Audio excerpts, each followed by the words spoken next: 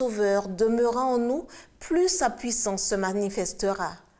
Quand les fermiers veulent montrer leurs produits et les recommander aux acheteurs, ils ne choisissent que les plus beaux.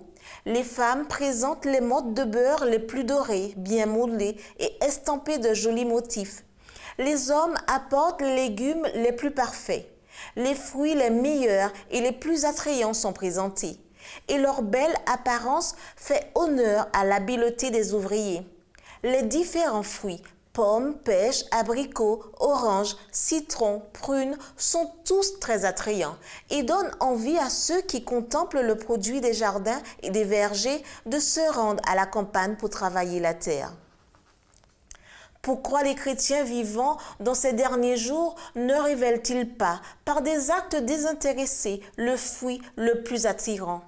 Pourquoi le fruit du peuple de Dieu, qui garde ses commandements, n'est-il pas manifesté par de bonnes œuvres?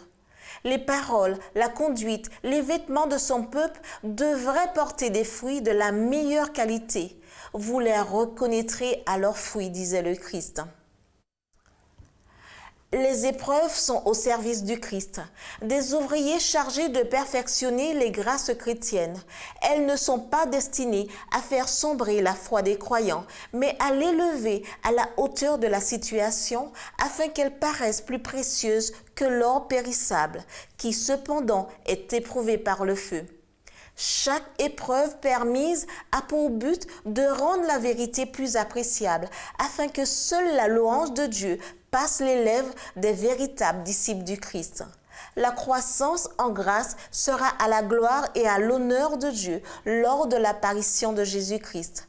Vous l'aimez sans l'avoir vu, vous croyez en lui sans le voir encore, vous réjouissant d'une merveilleuse et glorieuse allégresse, parce que vous obtiendrez le salut de vos âmes pour le prix de votre foi. Les prophètes ont prophétisé touchant la grâce qui vous était réservée. 1 Pierre 1, versets 8 à 10. L'aspect joyeux et brillant de notre religion sera représenté par tous ceux qui se consacrent quotidiennement à Dieu. Nous ne voulons pas déshonorer Dieu en racontant plaintivement des épreuves apparemment si douloureuses. Toute épreuve acceptée comme moyen de formation entraînera la joie.